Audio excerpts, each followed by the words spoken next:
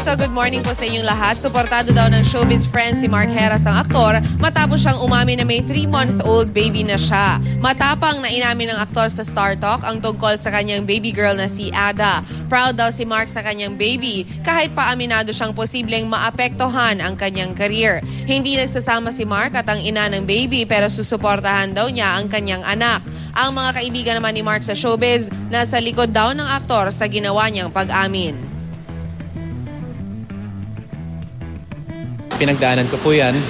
Mark, sobrang proud ako sa'yo. Proud kaming tikis sa'yo. You did the right thing. Mahirap yung ginawa niya. So it really shows that he has a lot of character. And he's also proud of his baby. Kahit anong mangyari, suportado namin siya. At ang baby, blessing yan. Blessing.